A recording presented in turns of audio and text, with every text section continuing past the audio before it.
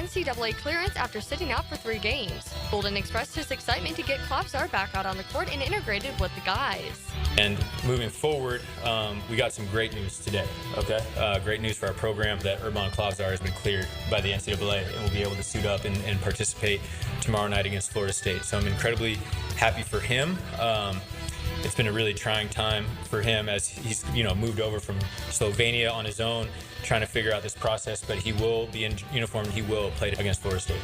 Gators versus the Seminoles tonight in Tallahassee, tip-off at 6 o'clock. It's 68 degrees at 12 o'clock. Time and temp brought to you by Bueller Air and Plumbing. Stay cooler with Bueller.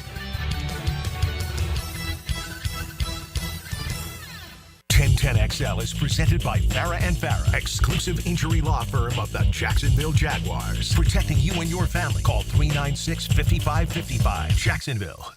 Now, get ready to spend the next 2 hours with our 3 sports-loving ladies. Mia O'Brien, Lauren Brooks, and Taylor Dahl. Hey, hey. This is Helmets and Heels on 1010XL. Switched on by First Coast Lighting and Fans. Upscale lighting, fans, and home decor. Show me what you got, pretty lady. So it's a Sunshine Tour Friday, it's a Feel Good Friday, it's a Football Friday, and it's a Free Pizza Friday. I love it. When you talk about free pizza, I feel like that's the first thing we want to talk about, Lauren, because come hang out with us out here at Tony D's, and we have a free slice of pizza, obviously, while supplies last. But I don't know if have you already had Tony D's pizza, by the way? Oh, of course. It's obviously. amazing. It's seriously delicious. It's some of my favorite pizza in town, for sure. Yeah, so we're at the corner of Bay Meadows and 295. Free slice of cheese or pepperoni pizza. Thanks to our friends at Royal Pest Services. Just see them, get your ticket, go inside, get your free slice, and your Friday will be better. Plus, we have our friend Charles here with Sandy the Golden Retriever, who we've seen pictures of. He's been growing up he's such a good boy. He's way better than my dog, I will say that. But yeah, super excited to be here. And we also have Jags Lions, Mia. Yeah, we have pizza and puppies, more important, as Mike Dempsey noted, than the kitties or the football this weekend. But we will dive into football this weekend. Of course, the Jacksonville Jaguars up in Motown. One more week, one more game before the bye week. And it'll be curious, ladies. Let's get right to it. The report this morning from Josina Anderson, who noted that while, yes, there is a belief that if changes are to come in Jacksonville, it may not be till the end of the season. And I will read the full quote from Josina and from what she's hearing from people around the league. Quote, heard from a couple of people, the owner prefers to wait to make a decision until after the season. But if they get blown out this weekend versus Detroit, change is possibly coming. She also was quick to note that Shad Khan has made headlines with docking the Kismet, his 315-foot mega yacht downtown this entire week. As I've told everybody from my parents who were visiting this week to just about anyone I've passed in passing, well, yes, it's beautiful weather this time of year, and I think that's a reason to dock your yacht, your super yacht in the St. Johns River in downtown Jacksonville. Clearly, that's not a every week occurrence for Shad Khan. Not that he's not here and not in the building, but bringing the Kismet suggests perhaps a little bit more conversations, or at least a longer-term stay that week. Well, and it did take Doug Peterson a while to get to the podium on Sunday after the loss to the Vikings, and so certainly many speculated that Doug was having a chat with his boss, said owner, Shad Khan. But yeah, the third edition of the Kismet is absolutely spectacular. I would love to go on it. Yes. It is even better than the first two. But all right, so I'm going to give you a reason for optimism, Taylor and Mia, and then y'all can certainly bring me back to reality. Mac Jones is from Jacksonville. Played, obviously, high school football at Bowles. Had the opportunity for the first time to play in his hometown last weekend. Did a pretty good job on the second drive, and then after that, we know he only completed 14 of 22 passes for a little over 100 yards. Maybe there was just too much pressure on him because it was in front of his hometown, in front of all of his friends and family, the team that he grew up rooting for, certainly the Jaguars, and the Detroit Lions aren't that great against the pass. So maybe if I'm finding any optimism, it's that there's less pressure on Mac. He's going to go out and sling it. And the Detroit Lions, that's the only pretty much area of weakness on their entire team is their pass defense. Someone must have heard you, Lauren, because there is money coming in on the Jags. The line has shifted from it's no longer 14 to 13 and a half. That line, I will say, I've been watching it all It's week. kind of been going back. Yeah, it started, I think, at 13 and went to 13 and a half, then 14, 14 and a half, then back to 13 and a half now. It's all over around there, though. Yeah, I personally am the wrong person to try, I don't need optimism about Mac Jones because that is not in my wheelhouse. But, yeah, I mean. You didn't like the trade for him in the first place. Yeah, I'm just not a fan of Mac Jones. But I think that I don't know if you can't even with a full offense with Christian Kirk on the field and with Trevor Lawrence and with a better, healthier offensive line, get your offense going. I don't think that Mac Jones playing away from home is going to help anything against one of the better teams in the league. And I do think that, and it's one of the questions I talked to when I asked Dan Miller the other day when we were talking about, that defensive front is so good even without Aiden Hutchinson. They're really good at stopping the run. They're still creating these pressures. And some of the questions have been the secondary, but he was very adamant that the secondary has been the most improved thing throughout the season, and they've just gotten better. So that's probably not the thing you want to hear. But it is what it is. And you know what happens when they have multiple new pieces. They drafted 2 pieces in their secondary this year.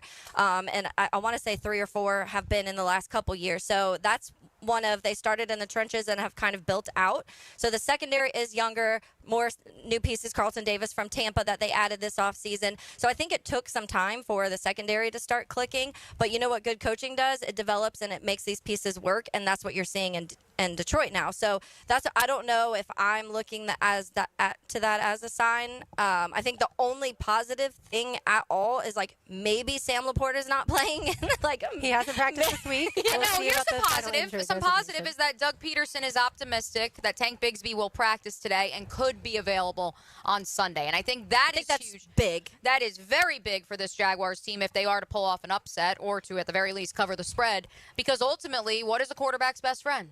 The tight end. Well, no, the run game. Well, that too. Well, this quarterback last week, he likes the tight end. Right, exactly. Certainly the other quarterback did too in Sam Darnold. Right, and I'm curious if I don't know if that is the case. I think that just may have been circumstance and situational, and that was what the opening script was. And again, that's just me speculating from what I could see from the press box and conversations this week. I think I think the Jaguars went into last week wanting to run the ball. They did not run the ball. They will try to run the ball. I feel like a broken record. I feel like I say that every week. That is what can unlock Mac Jones and can allow for him to play at his peak.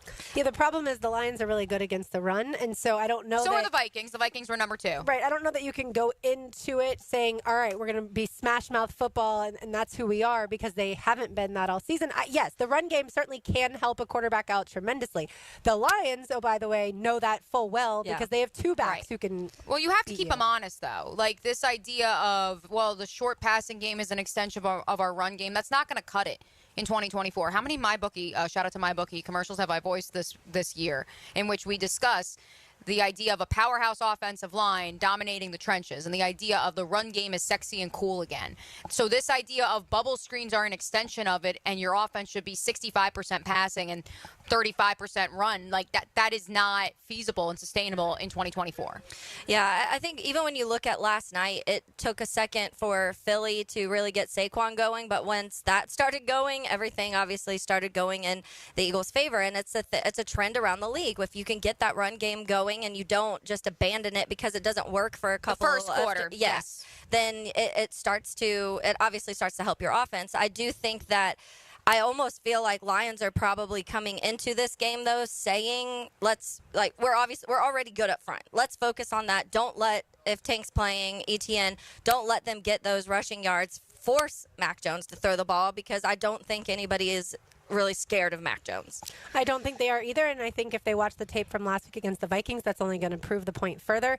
I am concerned with his arm strength, and certainly you can't compare a lot of quarterbacks to Trevor Lawrence and what he's able to do, but Mac Jones just hasn't shown that he's able to get the ball deep at all. And, oh, by the way, that's your biggest strength on offense is Brian Thomas Jr. and the deep pass to him, because you haven't been able to run the ball successfully. Since Sam Laporta might not play, by the way, watch out for Brock Wright for the Lions. That certainly could be a guy that they target often, because the Jaguars have shown that they're not great defending tight ends. Detroit, they're not great at defending anybody in the passing game, Lauren. Well, actually, they did well last week against Justin Jefferson, which I expected him to have a monster game because the secondary has been leaky, to say the least. But Detroit's point differential, you mentioned this earlier this week, Taylor, plus 113 points, the best in the NFL. Yeah. That makes me feel like this is a team that, even in games against the Cowboys where they blew them out, when they get up, they don't stop. No. They put their throat. That's a Dan Campbell type mentality. They put their foot on the throat, foot on the gas pedal, whatever you want to say, and that scares me a little bit for Sunday. Yeah, because I feel like that's been the frustrating part in the moments that the Jags have had the lead, that it feels like they don't keep pushing in those moments. It's kind of like, okay, you have the lead, let's just not make mistakes. Right. The Lions aren't afraid to make mistakes, clearly. Yeah, Jared 5 Goff just threw 5 interceptions last week, and they're still like, it's fine, just keep Chopping going, do away. what you got to do. Yeah. The Vikings feel the same way. Yep. Their quarterback threw 3, not 5, but 3, and they still won. I read a stat actually about the Vikings too, and they said that there's 3 games this year that Sam Darnold has a negative DVOA, and in the Vikings have won all 3 of those games. And that's just what the Vikings and the Lions mentality is in this. Like, even if they aren't playing their best football on that day, they find ways to win because they're good football teams and they have good coaching. If you are looking to watch us on YouTube, Facebook, or X here live at Tony D's, don't be concerned. Don't panic. I know we have the graphic up that the show is on location. No video right now. Just wanted to shout out the Heeligans at the MyBookie Digital Studio. Everything is fine. It just actually warmed up a little bit, ladies, from a frosty start this morning, perhaps. So 60 degrees. Mia showed up in her hoodie. Yeah, well, I was told, I received a text this morning, I won't mention from who, here at this table, who said, we're going to be outside, be Wait, ready. I sent the text that we're going to be outside. I meant look at the weather and make sure that you know we're outside, a.k.a. it might be warm. I read that as bring a jacket, so my bad there. We're on different pages in But anyways, the iPad overheated, but it's cooling right now. You'll see our beautiful faces on video soon, and of course, you can follow us on social. Again, we have free pizza, courtesy of Royal Pest Services. We have puppies. We have gifts. Round of applause, please, RJ, for our friend High Tide on the South Side, his lovely wife, his daughter. They slid on by. They got their free pizza from Royal Pest Services. They dropped us off some gifts from their journey, their pilgrimage across the pond when the Jaguars were playing in London, and we appreciate them. And they got us scarves, which are awesome. Yes, Taylor got a Bears. It's cold Jag outside. We need a scarf today. I'm just kidding. Mia got a Patriots Jag scarf, and I got a Richmond scarf. Richmond fantastic. from Ted Lasso, which is yes, that is wonderful. So we do appreciate High Tide on the South Side is his name, and then Gretchen and Zoe. Check out the latest project that Caleb and his talented team from Sunshine Turf has done on 1010XL's Instagram. You can find them online at sunshineturf.info or call them at 904-383-0243. They will transform your backyard into an absolute paradise. And yes, we have free slices of cheese or pepperoni pizza thanks to Royal Pest Services while supplies last. So come and hang out with us at Tony D's at the corner of Bay Meadows and 295. When we return, the Fair and Fair injury report comes your way. It's 1010XL on 82.5 FM. He's a master at recon. Ace Carline takes you behind enemy lines on 1010XL. What's your position? That's top secret. Brought to you by Pella Windows and Doors. Visit the showroom on Phillips Highway. Hey, Jacksonville, Taylor Dahl here of Helmets and Heels. Are you looking for a remix on the original Chick-fil-A chicken sandwich? The honey pepper pimento chicken sandwich is a flavorful spin on a familiar favorite. Created with Chick-fil-A filet, a drizzle of honey, pickled jalapenos, and a spread of savory pimento cheese, the honey pepper pimento chicken sandwich combines your favorite flavors with a twist. And this year it's back with a bite with a spicy filet option. Available for a limited time only, so stop by and enjoy one today at your local Chick-fil-A restaurant.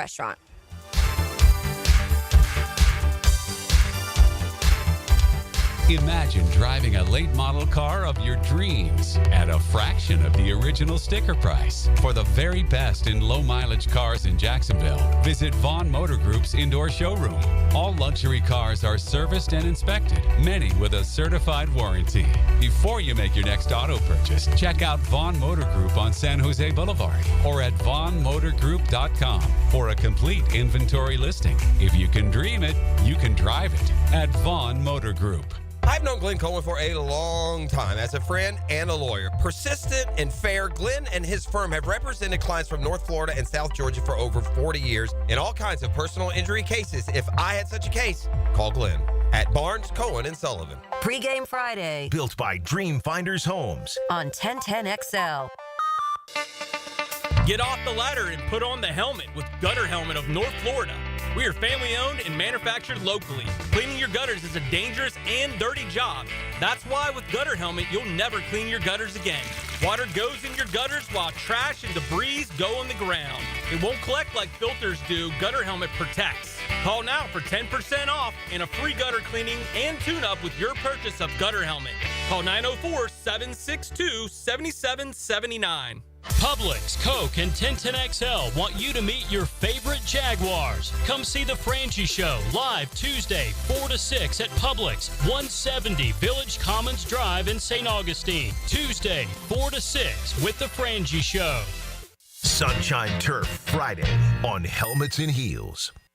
Mia here. How did we get to NFL Week 11 already? If you're not signed up yet, get in on the action now with promo code 1010XL to double your first deposit with MyBookie. It is the best sign-up deposit bonus in the industry available to Florida bettors. This weekend, the Jags head to Detroit as the biggest underdogs of any team this week. 14-point spread, folks. If you think the Lions can beat them by 2 tutties, then bet it, but that is a huge spread. I will take the Jags and the points. The Ravens playing in Pittsburgh as a 3-point road favorite with a 48-point over-under total. I'm looking at a same-game parlay here. Take the Ravens and the under, and then, of course, you also could take Derrick Henry with the over on his rushing total. Don't miss a great nightcap with Sunday Night Football. The Bengals travel to L.A. to face the Chargers. I am betting on Jim Harbaugh's squad to cover a 2-point spread. MyBookie still has a double deposit bonus that doubles your money on your very first deposit up to $1,000. It's the best deposit sign-up bonus in the industry. Sign up with promo code 1010XL and make yourself a winner with MyBookie.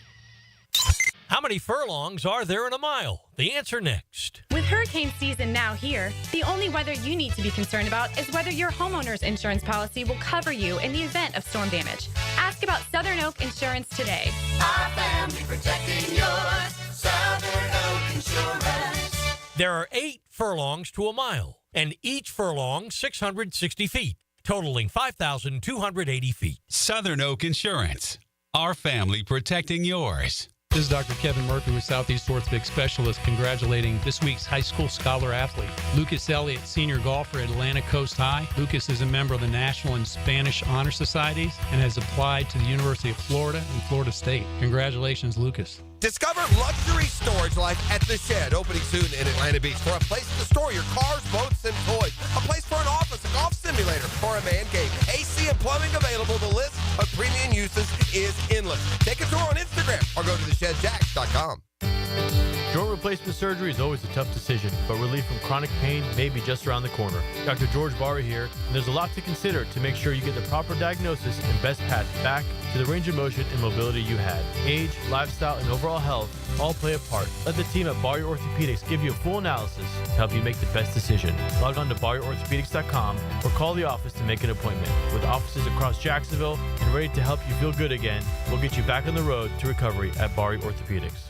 If you are an experienced electrician looking for your next big opportunity, look no further than the Miller Electric Company, a trusted name in the industry for over 96 years. At Miller Electric, we tackle the biggest projects in the city, offering you the chance to showcase your skills on a grand scale. We believe in rewarding hard work with the best pay, top-notch benefits, and an unbeatable culture where people actually care about each other. Take your career to new heights with Miller Electric Company. Apply today at millercareers.com. Miller Electric, an equal opportunity employer. Get down to the bank Sunday, December 1st, when the Jaguars go head-to-head with division rivals, the Houston Texans. You won't want to miss our My Cause, My Cleats game, when your favorite players get to champion causes close to their heart by wearing custom-designed cleats.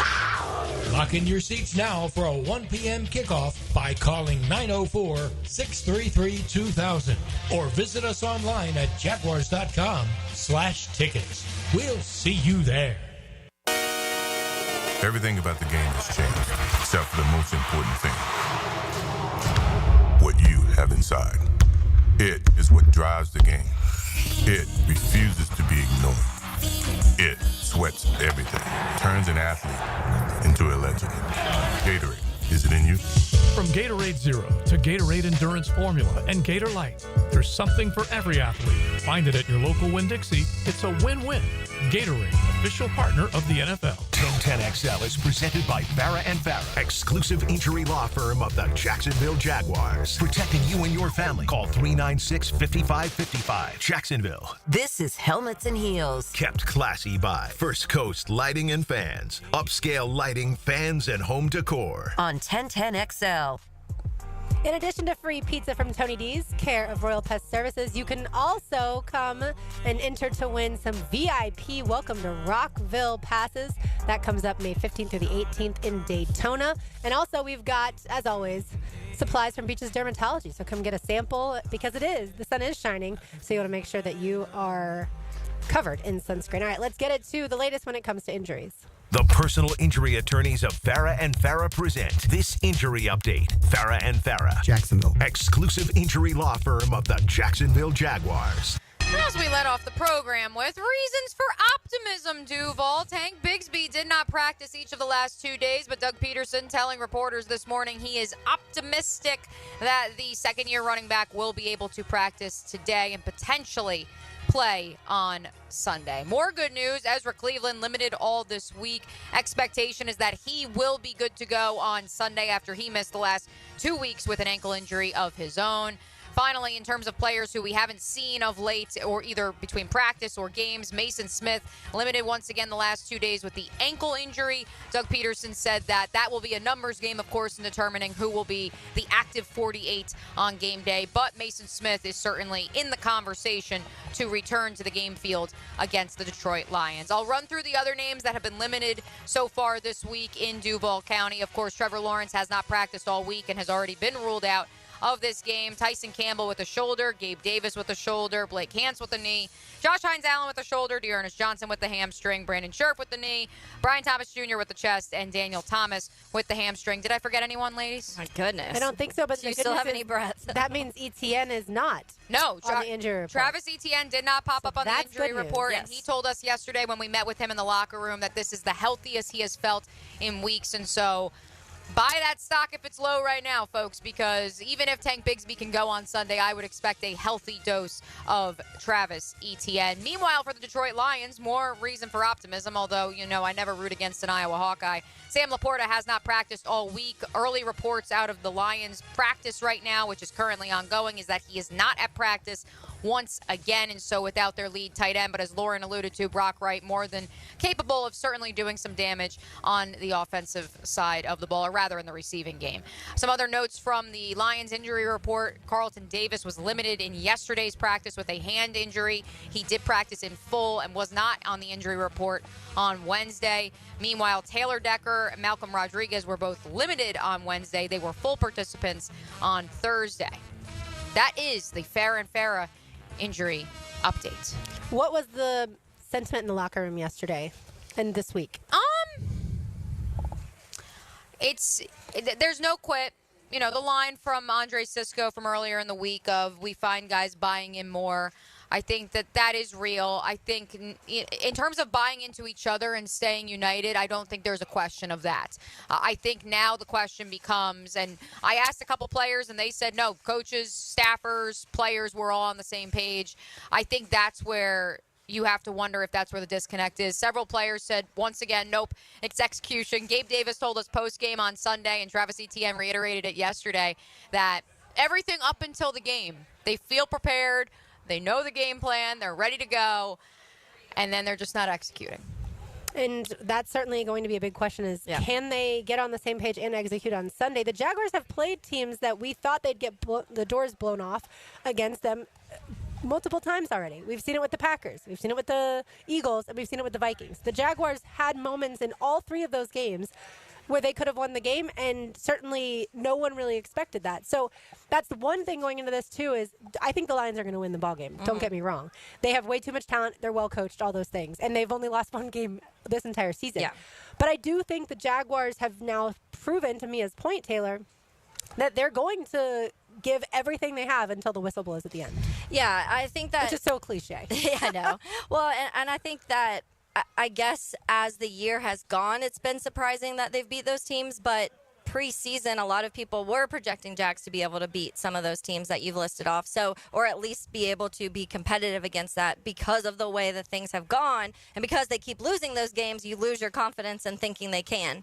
And that's what we talked about, that number of the close games. It's even higher now, 86 or something like that when it comes to the amount of one-score games in the NFL. So it's a weird year, and we keep using that word, but it is, if you want to take any positive out of this, you are keeping up with certain teams. Obviously, Green Bay, Jordan Love was hurt playing on one leg and then didn't play. So there's certain factors into each of those that maybe other people are saying. But at the end of the day, you're not losing to these few teams that those teams that you're talking about, obviously a couple different when it comes to the Bills and the Bears, but you aren't getting blown out. So to your point, yeah, but that's what I'm saying. Like, how much do you take into that? Because other teams, and it's wild watching games where things are just, when we use that word execution, things are just executed so well, and it will be the exact same thing that the Jaguars do, like whatever play call it is, the exact same thing, and it looks so much more functional when another team does it. Yeah,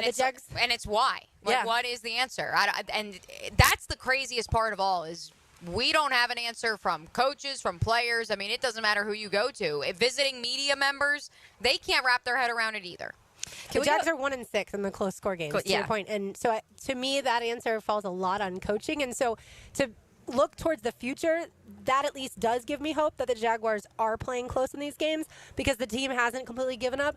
And some of these guys are going to be here. A lot of these guys are going to be here next year. So it is good to see improvement from a guy, that's young in the secondary, whether it's Buster Brown or, Darnell Savage. I assume he'll be here next year as well. Yeah, several of these guys obviously have gotten contracts recently, and others are year 1, year 2 guys that you're hoping continue to develop. So that's what I meant. You still want to see that happen. Going back real quick to that, the Josina Anderson comment, Mia, that you read at the top, because she used the word when she was like, would it be fair? Would it be fair to evaluate this coaching staff if Trevor Lawrence isn't out on the football field? And I think that's an interesting way to look at it. But at the same time, I think the question more so is, have you seen enough of with Doug there?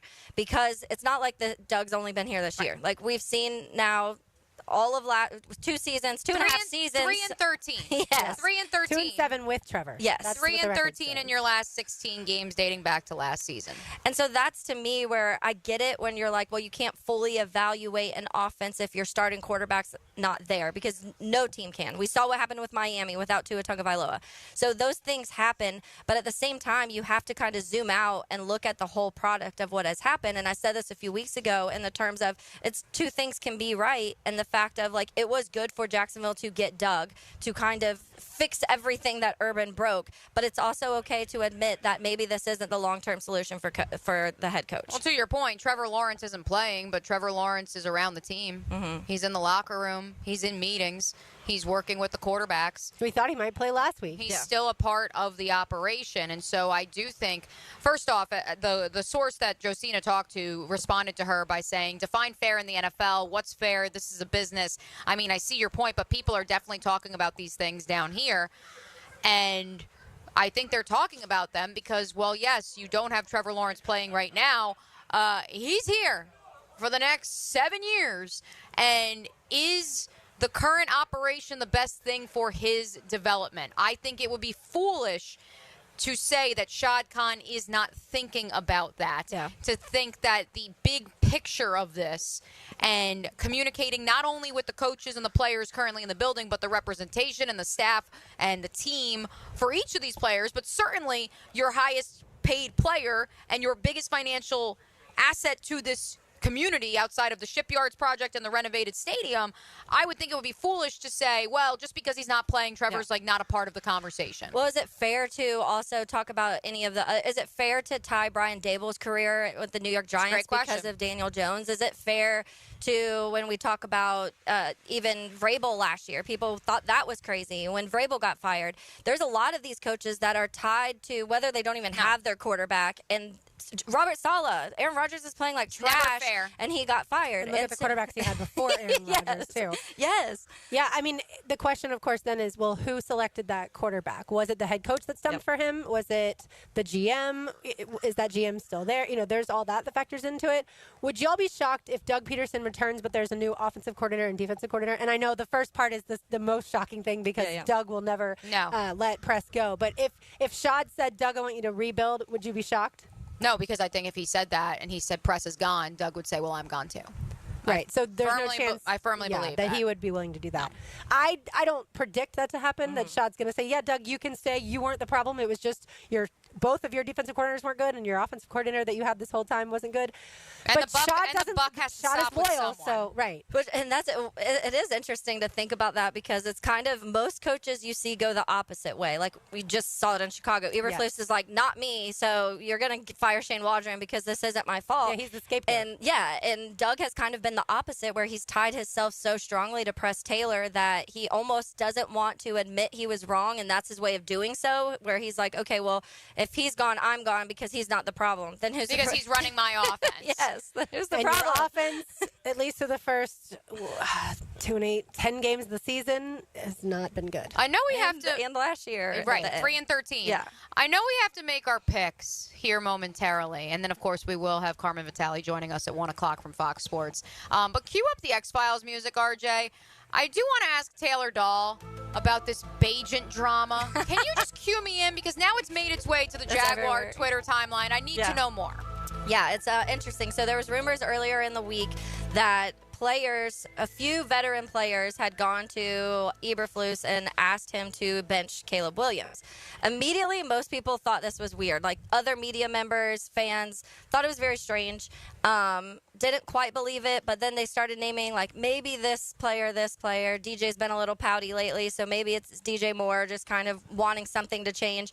And then like as the week has gone, it slowly started coming out that number one, all the players have done on records, off records, and everybody that I've talked to has been like, not one single player said that's true whatsoever. Like nobody went in and asked Matt Eberflus to bench Caleb. They did go in and say, we don't like Shane Waldron. Pretty much, probably not those exact words, but we do not like Shane. Can we get Luke Getson back? No. Not He's on the street. He's available. I know. The wording pretty much has been that Shane was too nice, and they literally said that he was goofy, I'm just glad to be here type of personality. And that's not what you want from a coach who has to run your whole offense. Anyways, so since then, there's been some rumors that have come out that it was Tyson Bajent's dad, who, if you know Tyson Bajent's dad or have heard about him, if you watched Bears Hard Knocks, he's like the world champion arm wrestler. He's just this big kind of like meathead guy. It's known that he's been a kind of helicopter parent over Tyson Bajent, and it's affected other aspects in his life. When it came to the recruiting process, he stepped in on that. When it came to the draft time, he ended up being an undrafted guy. So all of those things, it kind of has. We've heard rumors that his dad is very involved. I did a Making Monsters on Tyson Bajent, and every single person I talked to was like, have fun with his dad because he's wild and he's going to say things. He's going to make you guys mad at times. Other times you're going to think he's cool. So anyways, rumors came out that Tyson Bajent's dad leaked information to ESPN, false information, that the team wanted Tyson benched, so that I'm guessing to like rile up the locker room and try and get it to where if enough word got out, then Tyson would be able to start. But to me, it's just like that. Number one, awful. Why are you doing that? But number two, like you're just at that point splintering the team from your son, who, by the way, went to Shepherd University, was an undrafted guy, and as a QB2 on the Chicago Bears, I feel like you should at least enjoy this moment for a little bit. It was just wild. Right. So the point being, it's rough all over, folks. Yeah. At least you don't have someone's dad spreading rumors to ESPN. It could be like worse. Mac Jones' dad whispering that everyone wants Trevor to be traded after the season. Oh my goodness. Parents, stay out of it. Just like it should be in youth sports as well. Speaking of youth sports, high school football playoffs begin tonight. You can hear Bishop Kenny playing host to Baker County on 92.5 FM beginning at 7 p.m. And Bowles plays host to Taylor County. You can hear that game on 10:10 a.m. beginning at 7:30. Our picks are next. You're listening to 1010XL 92.5 FM. We are Helmets and Heels. It's a Sunshine Turf Friday, and we are live from Tony D's Pizza at the corner of Bay Meadows and 295. Free slices of pizza thanks to Royal Pest Services. We'll be back. Hello, First Coast. I'm sure by now you have seen our bright green GFL trucks and containers throughout the greater Jacksonville area. We're an industry leader in solid waste and would love the opportunity to earn your business. We're committed to customer service, reliability, and have an unwavering focus on safety. Whether commercial or construction, let us haul your waste away. Call 904-760-5880 to get a quote today from GFL, Green for Life. Mia here for my friends at Projax Roofing. Meteorological hurricane season ends on November 30th. If your roof took on any damage at all during Hurricane Milton or Hurricane Helene, know that Projax Roofing is here to help.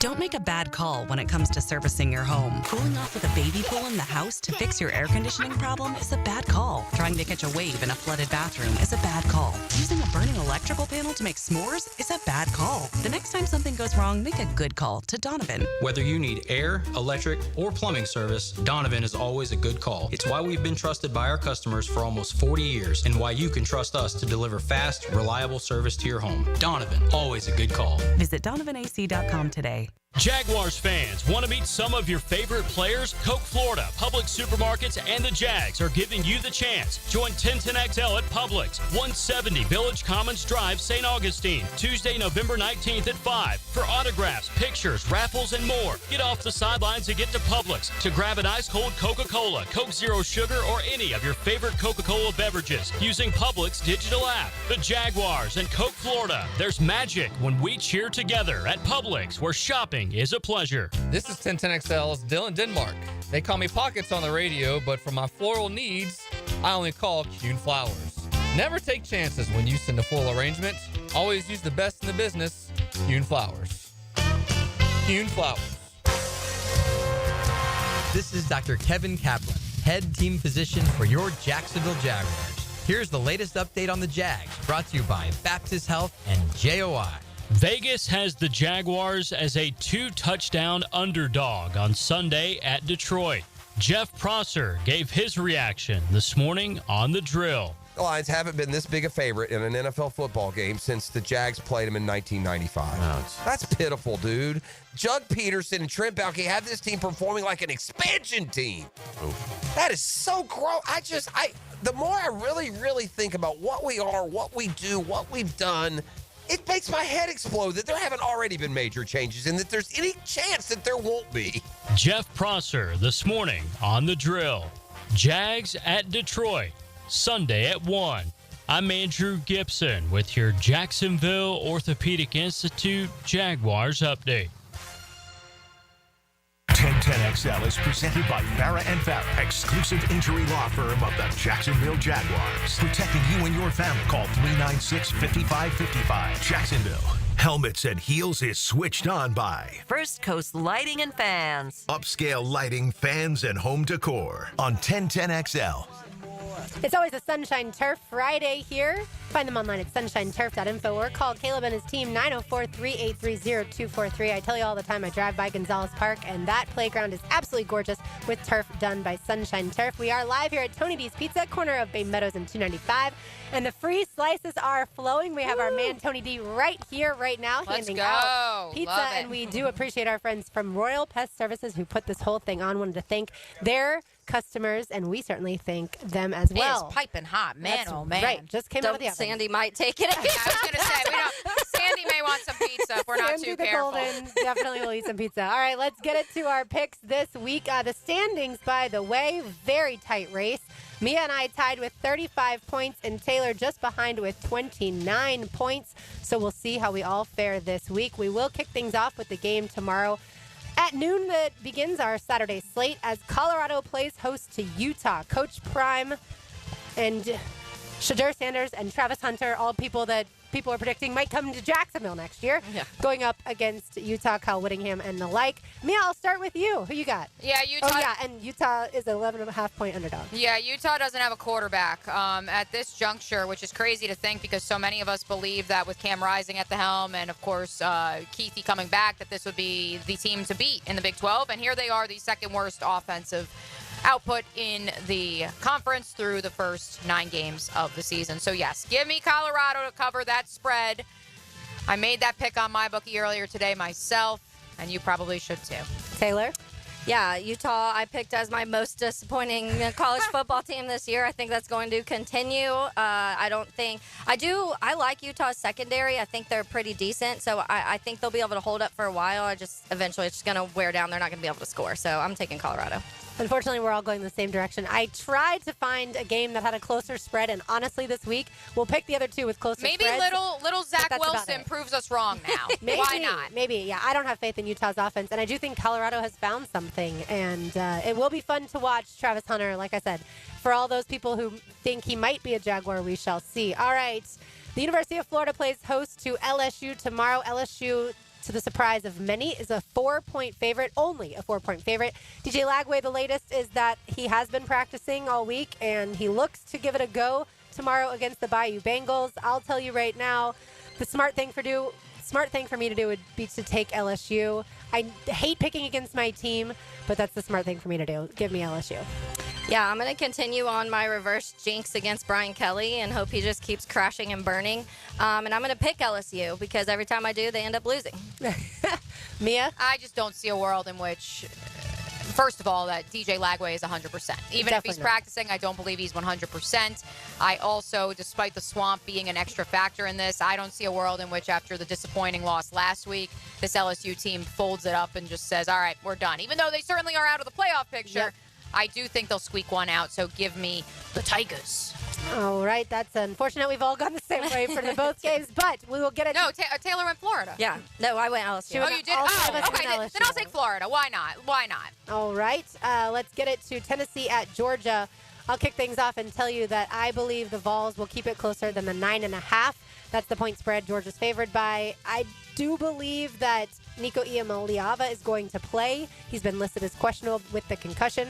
But look, if you've looked at the injury report for Georgia, basically every running back outside of their freshman is out. And I do think Carson Beck needs the run game in order to help him because he's made a lot of errant throws. So I'm going to take the Vols in Athens to cover the 9.5 point spread. Taylor. Yeah, CBS Sports said it's more than likely that Nico will play. I think that's a big factor in this. I said it last week. I don't trust Carson Beck right now. I don't trust the Georgia offense, so I'm going to take the Vols too. Mia. This is Georgia's get-right game. I know I've been saying that every week. You and I both said that last week. They're back home. They're between the hedges, and Kirby will be yelling at the fans if they're not loud enough. I thought we were right, by the way. Yeah. When Georgia scored first after the interception, I really thought, okay, this is Georgia's night. Right. And then it was all missed, basically, from I think the weather's going to be like this tomorrow in Athens, so yeah, give me Georgia. Yeah, nothing like it was. Look, this is a matchup that I feel like every year we build up, and outside of 2022, and even then it ended up being disappointment because Hendon Hooker got hurt. Something about the mental block for those Vols, and I love you Vols fans. I love you Tennessee. I am a huge Josh Heupel fan, but there is something that happens when they play the Georgia Bulldogs. I get that. It's going to be very intense because certainly if Georgia loses, this is the end of the road. And if Tennessee loses, it could be the end of the road for them as well. All right, let's get it to the NFL. The Ravens take on the Steelers in Pittsburgh. The Ravens, though, are favored on the road by 3 points. Mia, who you got? I'm rolling with the Ravens. I believe that Lamar Jackson is more than making his case that he should be the MVP for a second consecutive season. I think Derrick Henry proving a lot of people wrong. And ultimately, I know I picked against the Steelers last week and they proved me wrong. Hey, maybe they get another win, and they squeak it out. Give me the Ravens. Give me the Ravens. Taylor, you picked the Steelers last week. Me and I both took the Commanders. You were right. Yes, I'm going to go with that. I'm going the Steelers. I said yesterday, I think that after watching a ton of all 22 and a lot of stuff, I think the Steelers actually are a really good team. The Steelers have a top 7 secondary, a top 7 run defense, and the best pass rush in the league right now. I think that's going to make it a little harder on Ravens defense. Ravens secondary is one of the worst in the league. Russ has the highest QBR and highest completion percentage on passes over 20-plus yards. I think he's going to be able to air it out, and I do think it'll be a good game, but I think Steelers pull it out. I do like to always look at the next game for each of these teams. So the Ravens, after taking on the Steelers in Pittsburgh, travel to L.A. and take on the Chargers on the road. Meanwhile, the Steelers are at the Browns. We all know the Steelers are going to win that game. So I'm going to go with the Ravens because I do think it means a little bit more in this battle of the AFC North. Taylor, we'll start with you. The Chiefs are at the Bills. The Bills are, I believe, 2.5-point favorites, unless that moved to 2 in the last few minutes. Mia can double check that. But as of now, I have the Bills favored by 2.5. That game, of course, in Buffalo. Patrick Mahomes v. Josh Allen. It is going to be a sensational football game to watch. Yeah, I'm going Bills. I feel like the Chiefs have to lose at some point. Yep. I hope. I feel. I don't know. I pray. I guess. And I don't know. I just feel like they've been playing okay football and they keep finding ways to win, and refs have helped them in certain areas. Bills at home, give it to me. The line has shifted.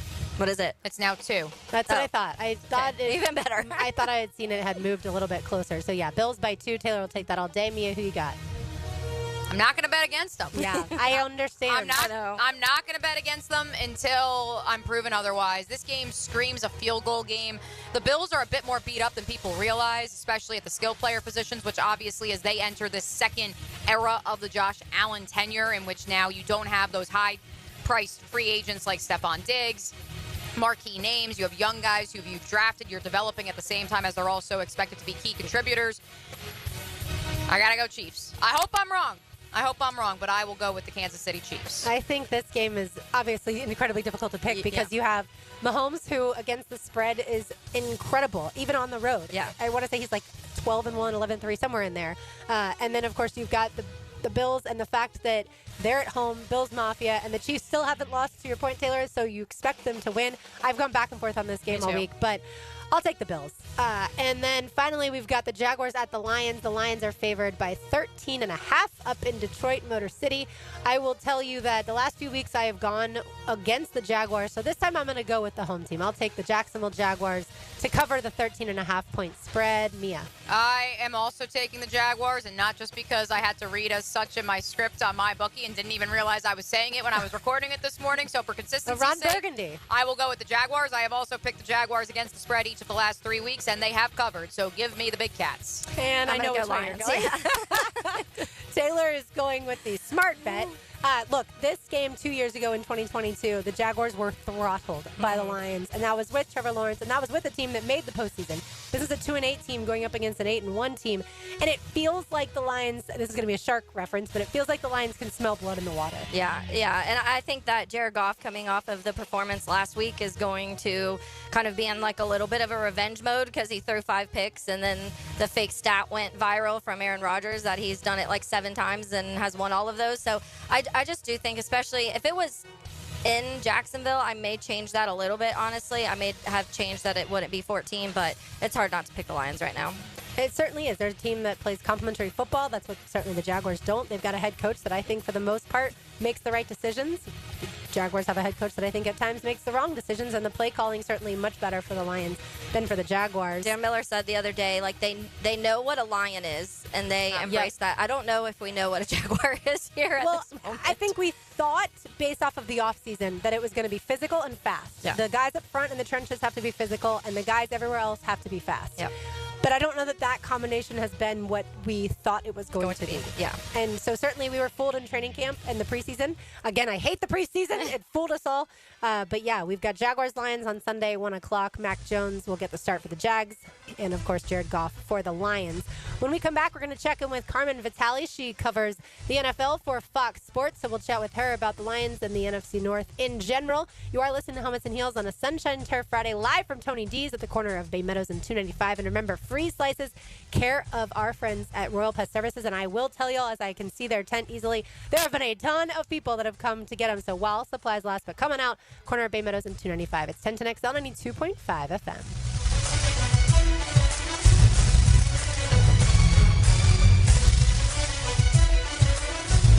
Now you can watch 1010XL shows all day on X, Facebook, and YouTube. Brought to you by MyBookie. Experience Vegas from the comfort of your phone anytime, anywhere. Sign up today. Use promo code 1010XL.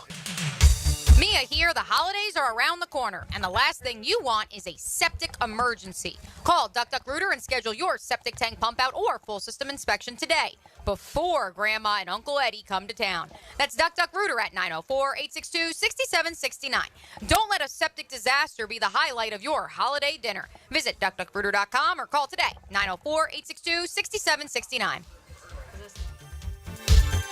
Defense just stepping up and playing dominant. A strong fence protects your yard like a stout defense protects the bank. Number 1 takeaway defense. Each week, Superior Fence and Rail presents the Defensive Player of the Game on 1010XL.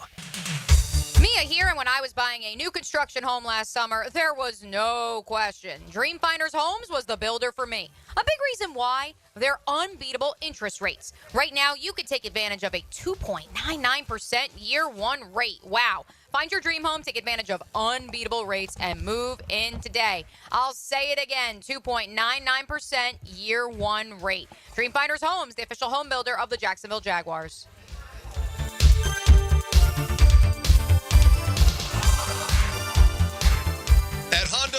appreciate all the comparisons to other vehicles. And no matter how many times they compare their vehicles to a Honda, only a Honda is a Honda. Remember, value, quality, safety, there is no substitute. Visit your local Honda dealer now and experience the difference.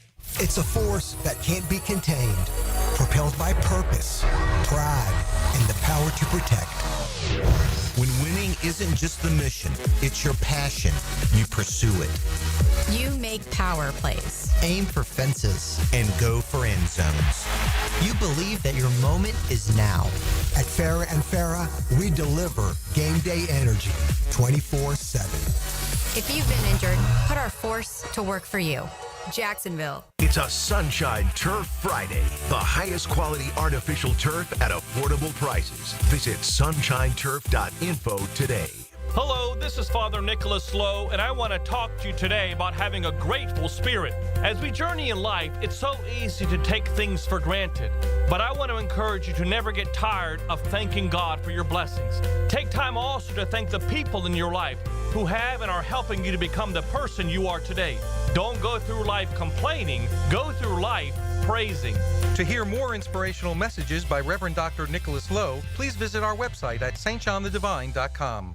Have you tried golfing at the improved Cimarron Golf Club? If you haven't, tell you what, you're missing out on the best deal in Jacksonville. Now, many of you have received a postcard in the mail, and of course, if you bring that with you, $45 plus tax to play. That includes a cart, lunch, and a beer at the brand new Stone Barrel Tap House. Now, go to the website, that is CimarronGolfClub.com, and sign up for the Wild One Loyalty Program. That's the Wild One Loyalty Program, and get all of these specials emailed to you from Cimarron. There are 3 certainties in life: death, taxes, and if you stay in your home long enough, a new roof. Pick it here for our friends at Lockhart Roofing. Nobody better in Jacksonville. How do I know? They are a local certified Master Elite contractor, and that means they have a GAF Master Elite warranty. That's the best in the roofing industry. In this day and age, don't settle for cheaper discount roofers. Lockhart Roofing has been here for decades. They aren't going anywhere. Call my friends at Lockhart Roofing, 994-3851. That's 994-3851. Lockhart Roofing, Jacksonville's best for Jacksonville people. Electricians, innovators, and tech enthusiasts, listen up. Miller Electric is shaping the future, and we want you to be a part of it. From healthcare and data centers, corporate offices, aviation, and industrial facilities, Miller Electric is powering the most exciting projects in Jacksonville and beyond. We offer not just a job, but a thrilling career with great pay and incredible benefits. Visit us at millercareers.com to apply. Miller Electric, where your skills meet our vision, an equal opportunity employer. The flagship station of the Jacksonville Jaguars. WJXL AM Jacksonville Beach. WJXL FM Jacksonville Beach. Mia here. How did we get to NFL Week 11 already? If you're not signed up yet, get in on the action now with promo code 1010XL to double your first deposit with MyBookie. It is the best sign-up deposit bonus in the industry available to Florida bettors. This weekend, the Jags head to Detroit as the biggest underdogs of any team this week. 14-point spread, folks. If you think the Lions can beat them by 2 tutties, then bet it, but that is a huge spread. I will take the Jags and the points. The Ravens playing in Pittsburgh as a 3-point road favorite with a 48-point over-under total. I'm looking at a same-game parlay here. Take the Ravens and the under, and then, of course, you also could take Derrick Henry with the over on his rushing total. Don't miss a great nightcap with Sunday Night Football. The Bengals travel to L.A. to face the Chargers. I am betting on Jim Harbaugh's squad to cover a 2-point spread. MyBookie still has a double deposit bonus that doubles your money on your very first deposit up to $1,000. It's the best deposit sign-up bonus in the industry. Sign up with promo code 1010XL and make yourself a winner with MyBookie. Value or flavor? Price or taste? Why choose when you can get both with everyday deals at Sonny's? Right now, you can get the pork big deal for $10, the pork and rib combo for $12, and all you can eat ribs for just $19.99. Yep, you heard right. All your favorites are now available all day, every day. And that's why it's always Sonny's here. Sonny's Barbecue. Local pitmasters since '68. Hey, Hicken here. I couldn't be any happier than to join the George Moore Chevrolet family. When I say family, I mean it. Visit their beautiful showroom today off Atlantic Boulevard. Find out exactly what I'm talking about. No pressure, just friendly help. And whether you want a car, a truck, SUV, electric, pre-owned, you name it, George Moore Chevrolet has it. And if you can't make it over to Atlantic Boulevard, no problem. MooreChevy.com is easy to navigate as any site you will try. It's never been more easy to use. George Moore Chevrolet. Together, let's drive. This is Molly McDonald with your 1010XL Southeast Orthopedic Specialist local sports update, brought to you by Advanced Business Solutions. Gators fans received some great news yesterday when head coach Billy Napier announced quarterback DJ Lagway will be starting this Saturday. Lagway missed the majority of the Georgia game as well as all of last week due to a lower body injury. Napier spoke on his message to the team as they prepare for their SEC battle against LSU. All right, we think the message today has been talent is never enough. And I think the big focus here as we approach the game is doing all the things that require no talent at a really high level, right? So we can maximize our opportunities. And I think that it's that kind of week, right? And I think ultimately we've been blessed and fortunate. Gators and Tigers in the Swamp tomorrow afternoon at 3:30. Catch the game live on 1010XL. It's 70 degrees at 1 o'clock. Time and temp brought to you by Bueller Air and Plumbing. Stay cooler with Bueller. 1010XL is presented by Farah & Farah, exclusive injury law firm of the Jacksonville Jaguars. Protecting you and your family. Call 396-5555. Jacksonville. Now, another great guest on the Garber Auto Mall phone line. Hello. We can wiggle it. All right, welcome back in of what we're calling the Puppies and Pizza Day, because we have Sandy over here, the Golden, hanging out with us, and free pizza at Tony D's. So come hang out, a free slice of cheese or pepperoni pizza if you come say hello to us. But let's get straight to the phone lines to talk to one of my favorite people, Carmen Vitale. She's the NFL reporter for Fox Sports, does a lot with the NFC North, and as the Jags get ready to face the Detroit Lions this week, we wanted to talk to Carmen. So thanks so much for hopping on with me, Carmen. I really appreciate it. I'm so happy to be here. Thanks, Taylor.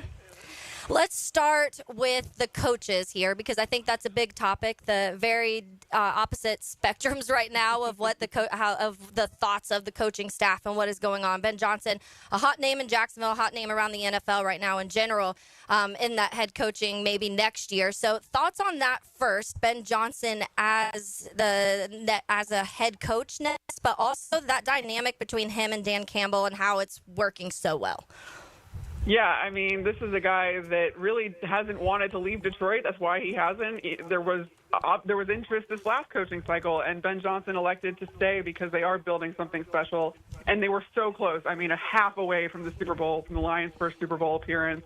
And he felt like he wanted to continue what they started together. And I don't think that there's any question that Ben Johnson will be the top candidate for these head coaching vacancies that will come up next year. If the Lions do, in fact, make it to a Super Bowl, win a Super Bowl, maybe that's when Ben Johnson says, okay, my work here is done. Maybe I'll be elsewhere and well compensated for it. If he's going to be taken away from the Lions, he's not going to be cheap either. I really, though, appreciate just how well this coaching staff in Detroit works. Dan Campbell is a Coach of the Year candidate, and Ben Johnson, his offensive scheme, now that he's had a couple of years into it especially, Jared Goff looks like a completely different quarterback than who entered the league as the number one overall pick all those years ago.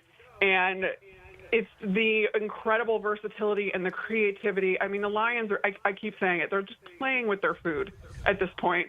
They're dominating just in every contest, and even when they're not, even when Jared Goff goes out and throws 5 interceptions, they somehow still pull it out.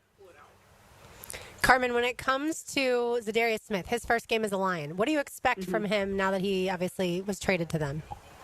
Yeah, I'm really interested to see how this goes, because there's no replacing Aiden Hutchinson, especially because of the tear that he was on. I think we were all very robbed of a special season by a very special player by his injury, although no one's ruling out him coming back for Super Bowl, and if anybody can do it, I think it's him.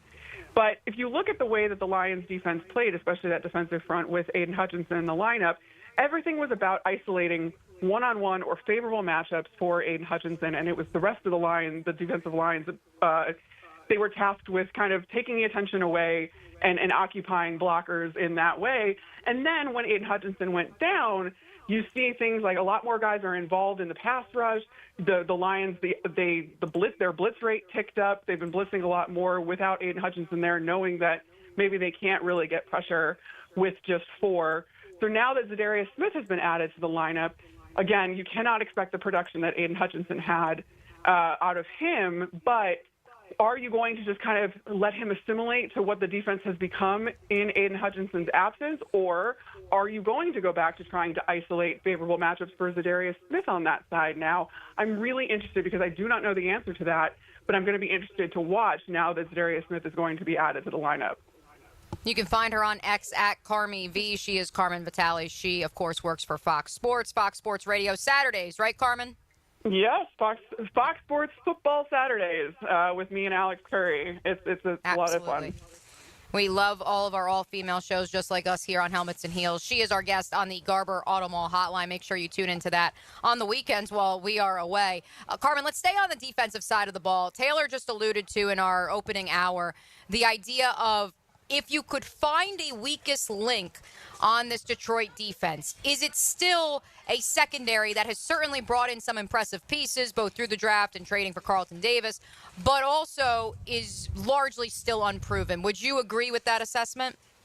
I would agree with that if you're talking about pretty much the outside corner rotation exclusively, because Kirby Joseph and Brian Branch are two of the highest graded safeties in the league. They are two of the top three. They are an incredible tandem. They are the best tandem in the league, and they are just monsters because of the versatility that they have. Brian Branch is just a Swiss Army knife. You saw that last year in his rookie season. This year it's even better when he's not getting ejected from games, I guess, and flipping the bird to the Green Bay Packers bench. He's incredible. He is the reason that this defense has survived the Aiden Hutchinson injury. And then you add Kirby Joseph in there, who has become such a ball hawk. Good Midwestern guy, went to Illinois, and he's just the hard nose and the grit that they play with, which is one of their team mottos. I can't say enough about the safeties. However, the outside corners leaves a little bit to be desired because you have Terrion Arnold, who is getting used to being a pro, and he has been developing, but he's obviously taken his lumps earlier in the season, and you can kind of exploit some of those one-on-one man situations down the field to the outside the numbers, especially Carlton Davis. He has the ability to get in the way of footballs. This last game we saw him, or maybe 2 games ago now, had a couple interceptions, and you're like, this was not something that was characteristic of Carlton Davis. I was with Carlton in Tampa when I worked for the Buccaneers, and as much as he got in the way and affected the football, he was never really able to come down with a ton of those interceptions. That seems to be changing as the year goes on, as he gets more used to playing in Aaron Glenn's offense or defense. But I do think that still, if you had to hone in on a weakness, it's those outside corners still, although they are getting better. Carmi, you know me, and I personally do not mind flipping off the Green Bay Packers sideline, so I'm fine with that.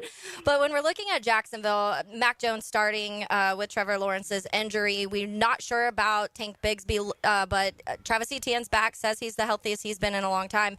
What would you expect, or let me say, what would you hope, because I feel like those are two different things. What would you hope the Jaguars offense would do against the Lions this weekend? Yeah, I mean, I do think that in order to take a lot off of Mac Jones' plate, that you are going to have to run the football, and you hope you can take Etienne at his word that he is the healthiest he's been, and you hope that then translates into production. And you just need, as much as possible, you need to keep this Lions defense guessing, and you need to be multiple in your scheme, and you need to make sure that you're really a threat both in the run game and the pass game, because I think that takes a lot of pressure off of Mac Jones. But in the inevitability that you do end up behind, obviously the run game kind of goes by the wayside in a lot of those cases. You're trying to make up chunk yardage. You're trying to get offensive production, and that's where you're going to fall into some of these traps, I think, by the Detroit Lions, just with the pressure that they are able to get up front.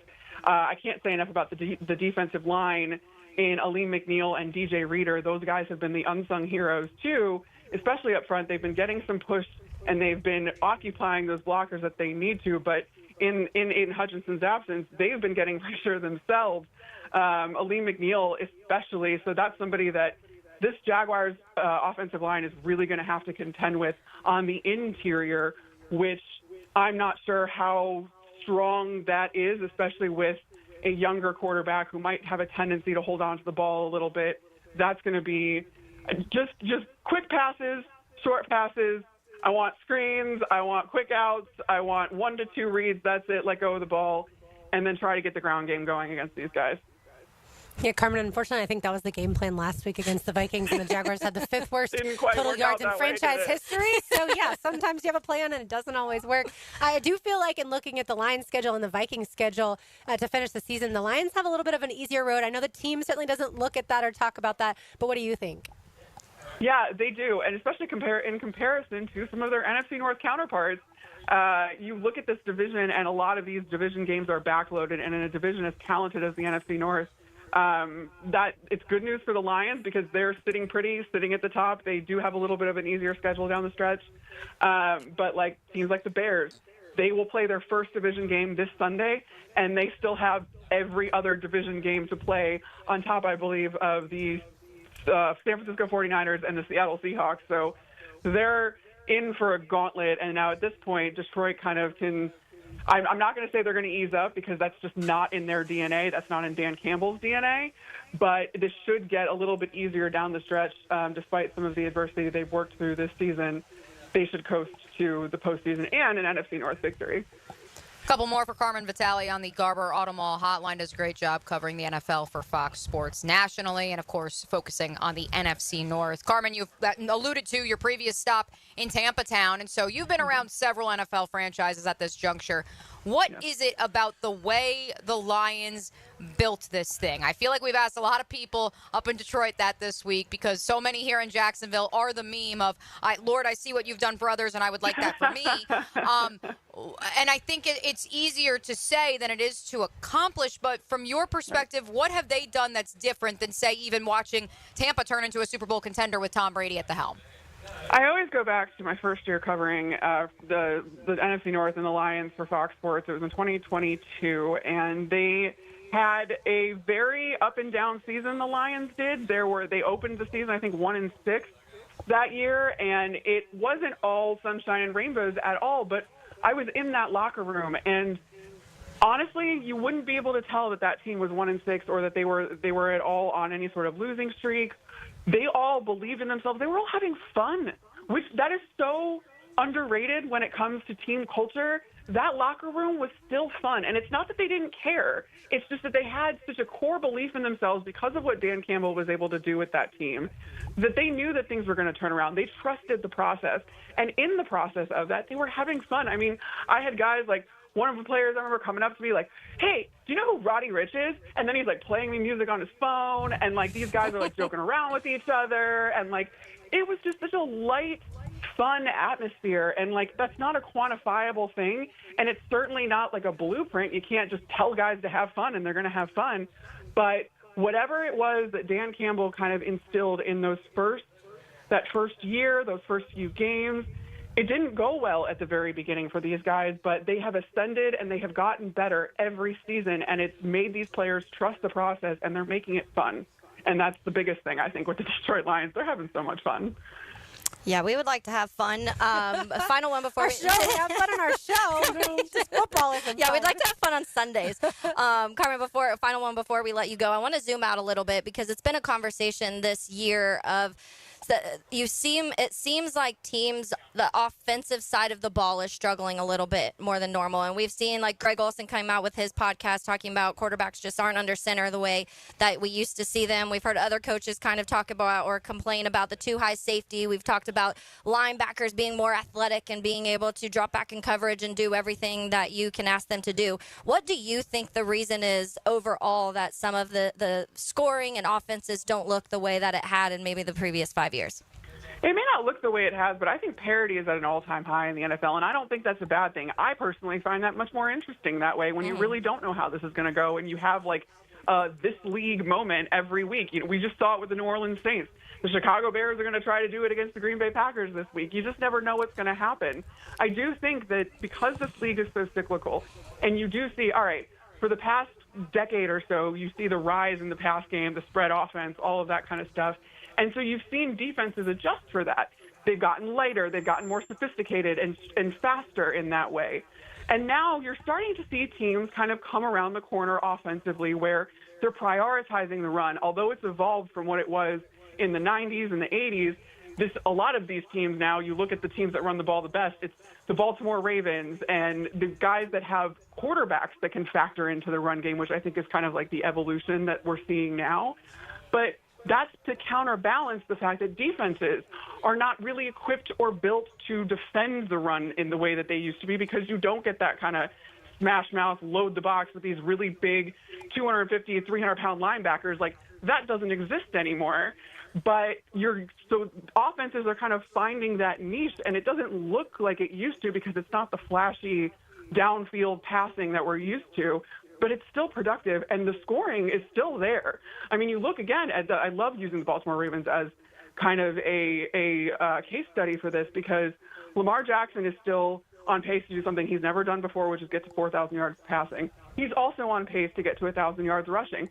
The Baltimore Ravens rank first in every major passing metric, in like offensive production metric, and they're still being incredibly productive, even though they have Derrick Henry and they have a huge focus on the run game. So I do think that that's kind of the turn that we're seeing, and that just kind of happens every couple of decades or decade and whatever.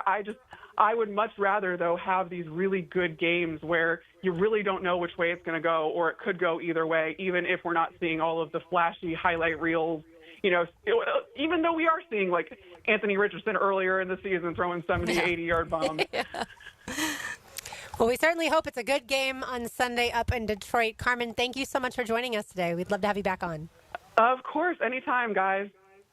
All right, there she goes, Carmen Vitale, NFL reporter for Fox Sports. And like Mia said, also Fox Sports on the radio on the weekend as well. We are live here at Tony D's Pizza at the corner of Bay Meadows and 295. Free slices available until 2 p.m. when our show ends. We really appreciate our friends at Royal Pest Services for handing out these free slices of cheese and pepperoni. We're having a great time on this Sunshine Turf Friday on 1010XL 92.5 FM. This hour of Helmets and Heels is brought to you by First Coast Honda dealers. Let's take it down the field and win it. It's a different kind of Sunday drive. 10th play of the drive here. Randy Marion Cadillac of Jacksonville brings you the drive of the game. Here's your ball game on 1010XL. Make a crucial catch against colon cancer. Hicken here for the Borland Groover Foundation. If you're 45 or older, the ball is in the red zone to get screened. The key to surviving colon cancer, early detection and prevention. 45 is the new 50. Get screened for colon cancer now. The Borland Groover Foundation is a nonprofit organization devoted to building a healthy and equitable community that is free from colon cancer. Visit BorlandGrooverFoundation.com for more. Football fans, huddle up. Make Best Bet St. Augustine your game day headquarters. We're serving up the ultimate viewing experience with all the big games on our massive screens, mouth-watering food specials till 2 a.m., drink deals to keep your spirits high, and we're open till 4 in the morning for post-game celebrations. Ante up for your team and score big at Best Bet St. Augustine this football season. For the play-by-play on our game day specials, visit bestbetjacks.com. That's bestbetjacks.com. Best Bet St. Augustine, where every fan leaves a champion. Pre-Game Friday, built by Dreamfinders Homes on 1010XL. Hey guys, Taylor Dahl here of Helmets and Heels. Are you looking for a remix on the original Chick-fil-A chicken sandwich? The Honey Pepper Pimento Chicken Sandwich is a flavorful spin on a familiar favorite, created with a Chick-fil-A filet, a drizzle of honey, pickled jalapenos, and a spread of savory pimento cheese. The Honey Pepper Pimento Chicken Sandwich combines your favorite flavors with a twist, and this year it's back with a bite with a spicy filet option, available for a limited time only, so stop by and enjoy one today at your local Chick-fil-A restaurant.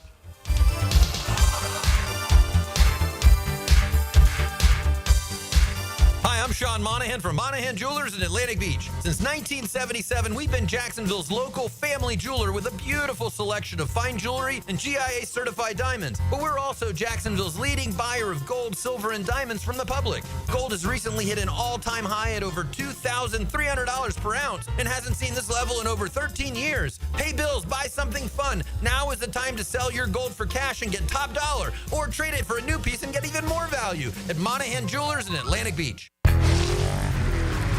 I'm with Greg from Cycles of Jacksonville. And Greg, when you start to shift from warmer weather into some cooler weather, you can get on the road. What has Honda got to offer? Honda's got a Bunch of great bikes. They've got the new e-clutch technology, which means you can ride without using your clutch. And I love the fact you can go automatic on a bike, which was unheard of for a while. It was for a long time, and Honda has mastered it. You can log on cyclesofjacksonville.com, see all they have to offer, or drop by the showroom. They're on Atlantic near Regency. That's Cycles of Jacksonville. It's a Helmets and Heels Sunshine Turf Friday. Bold City Brewery, established in 2008, is the oldest craft brewery in Jacksonville and proud to celebrate 16 years of brewing greatness in Duval. 2 locations serving delicious beers, seltzers, ciders, all produced in-house. Check out Bold City downtown on Bay Street or hit the production house and restaurant on Roselle Street in Riverside. Bold City Brewery, with something for everyone, brewing great beers and serving fantastic food to all of Duval. Log on and be bold. BoldCityBrewery.com.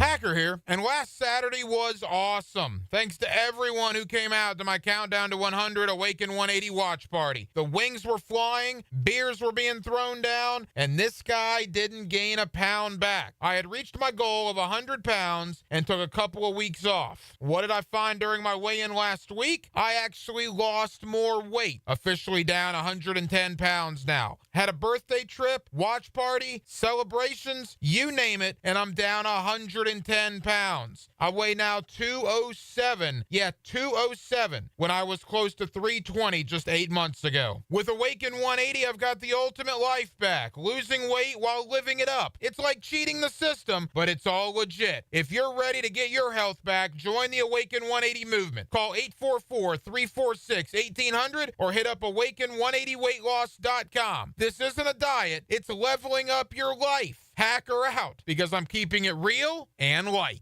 Get wet with Captain Kevin. Whoa. And remember to bring your net on the Ring Power Fishing Forecast Show. Oh, that's a beauty. Brought to you by Awaken 180 Weight Loss. Look at him. Thursday nights at 6 on 1010XL AM. Are you ready to upgrade your home? Experience the winning combination of style and performance with Renewal by Andersen. Energy-efficient, custom-built replacement windows and doors. Right now, save 20% on your entire project. Plus, 0 down, no payments, and no interest for 18 months. This offer expires November 30th and restrictions apply. Renewal by Andersen, proud partner of the Jacksonville Jaguars. Visit bestwindowsflorida.com for details. License number CGC 1527613. Bueller Air and Plumbing presents Are You Cool? Our first contestant, a stay-at-home gymnast from Jacksonville, Florida. It's Gwendolyn Pierce. Thank you, Monty. I don't know who installed my air conditioner, but it hasn't had a tune-up in over 3 years. Am I cool? Let's ask our expert judging panel. Judges? I'm sorry, Gwendolyn. You're not cool. Johnny, tell her why. That's right. To keep your air conditioner performing at its best, you need a skilled technician to check your pressures, voltages, and air filters in the fall and the spring. At Bueller Air and Plumbing, our club members get 2 free visits a year to make sure that you are cool. Can you tell me if my haircut is sexy? You're better off not asking. Stay cooler with Bueller.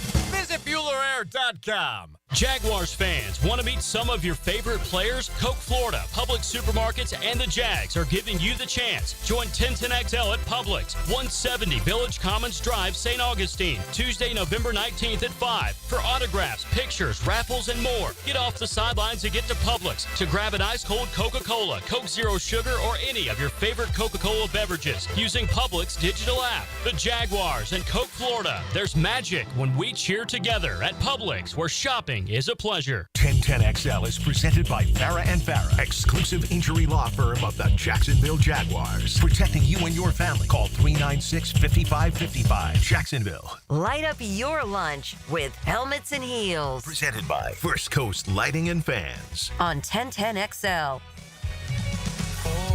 Taylor Dalmia O'Brien. I'm Lauren Brooks, live here at Tony D's. RJ Saunders back at 1010XL headquarters, making it all happen. It wouldn't be Friday without a little Post Malone.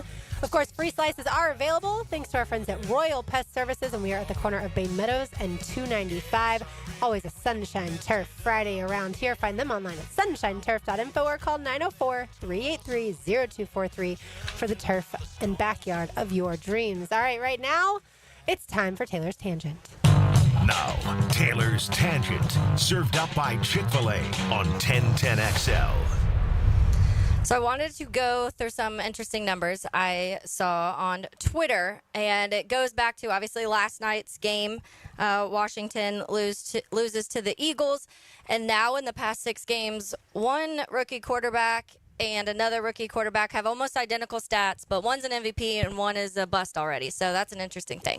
But that's not what this tangent's about. A lot of people had talked about this Washington Commanders team. I personally said they'd be one of the teams to surprise people. They've played better than what I thought that surprise was going to be. So I've been kind of waiting for things to catch up. I do think that in the past 6 weeks, things have caught up a little bit. But I saw a stat on Cliff Kingsbury. Which, by the way, I saw that he's projected to be the Bears' next head coach. Yeah, and y'all interviewed him as offensive coordinator a season ago. Yeah, I'm familiar with him. They're familiar with his work. So funny. That would just be honestly insane, though. And that kind of goes to this. This is why it would be insane. So Cliff Kingsbury, his head coaching splits for the starts of the season compared to the end of the season, going back to 2013. So in 2013, he started 7-0. He ended up going 1-5 at the end of the season. In 2014, started 2-0, ended up going 2-8. In 2015, started 5-2, ended up going 2-4. In 2016, 3-1, 2-6. In 2017, started 4-1, ended 2-6. In 2018, started 5-2, ended up 0-5. In 2019, 3-1, ended with 2-6. In 2020, 6-3, ended in 2-5. 2021, 7-0, ended in 4-7. In 2022, started 2-2, ended 2-8. And then, by the way, if you want to talk about his time at USC, he was offensive analyst. They started 6-0, ended 2-5. Right. So it's this thing that hovers around Cliff Kingsbury where I don't know. I would like to see exactly what is going on because I'm sure there's factors in all of these. Injuries probably factored in some of these seasons, whatever it may be.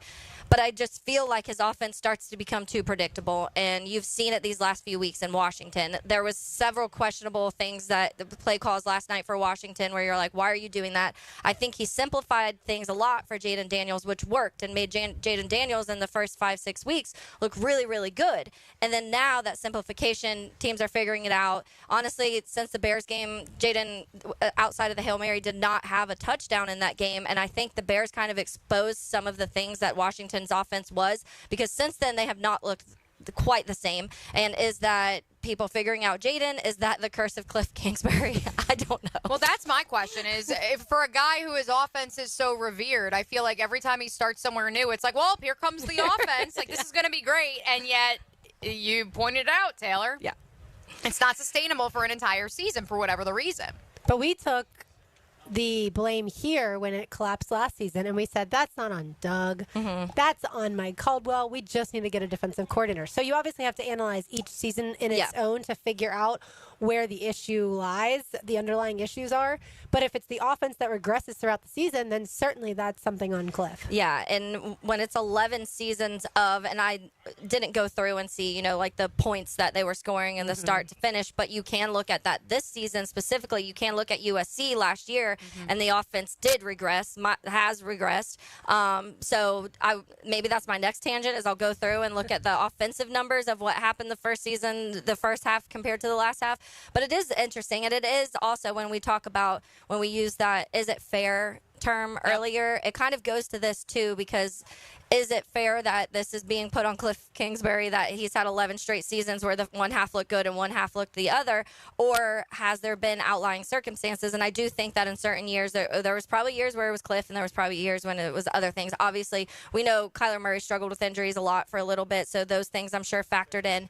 But it is fascinating to kind of see this and how each organization looks at it so differently, because I do think at the end of last season, I remember most people saying, get rid of Press Taylor. And then when Caldwell was fired, people were kind of confused. Okay, I get it. There was kind of some stuff going on, but the offense hasn't really looked powerful for the whole entire season. They hadn't put 4 quarters together for the whole entire season, but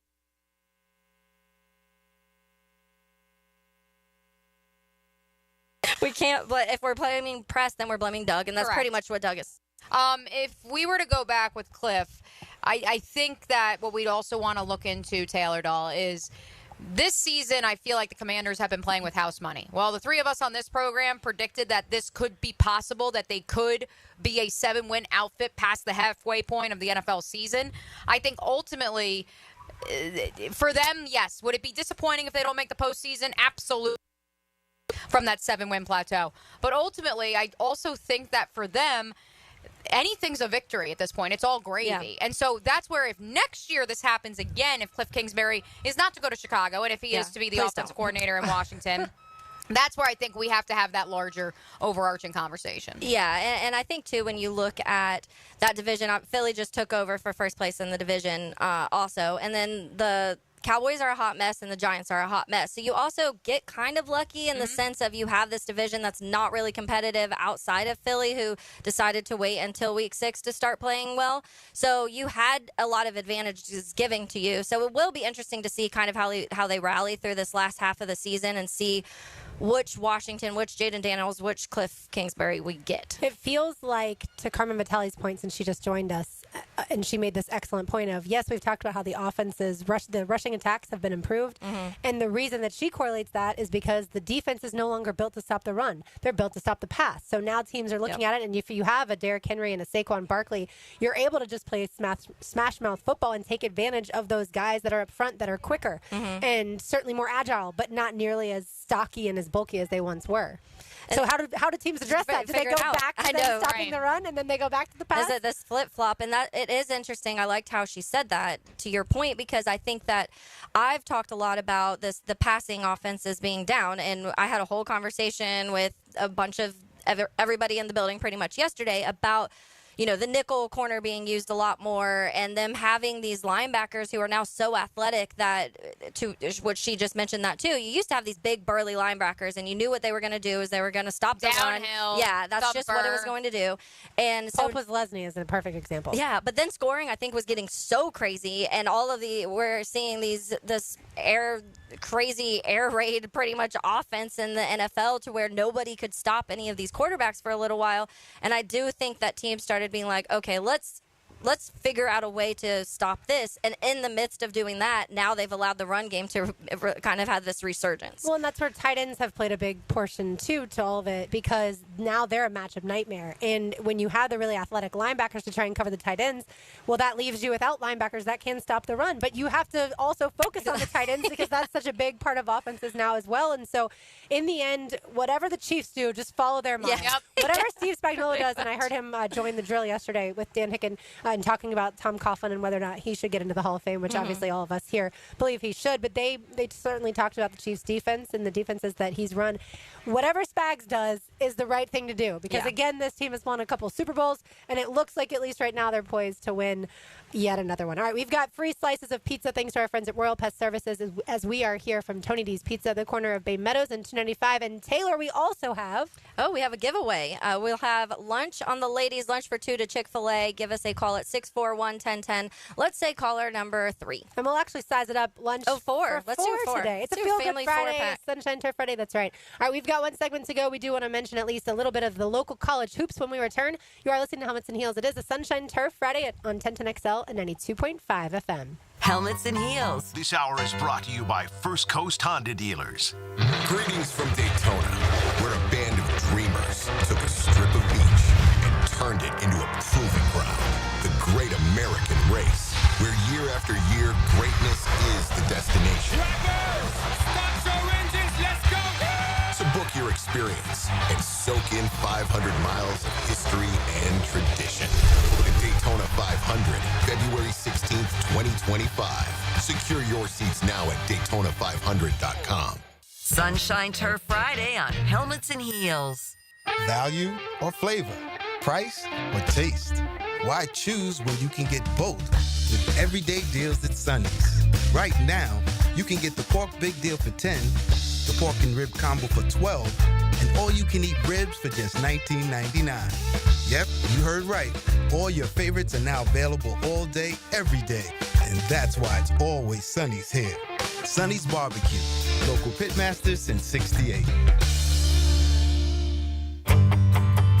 Hey, Jackson. Jacksonville. I'm sure by now you've seen our bright green GFL trucks and containers throughout the greater Jacksonville area. We are an industry leader in solid waste and would love the opportunity to earn your business. We are committed to customer service, reliability, and have unwavering focus on safety. Whether commercial or construction, let us haul your waste away.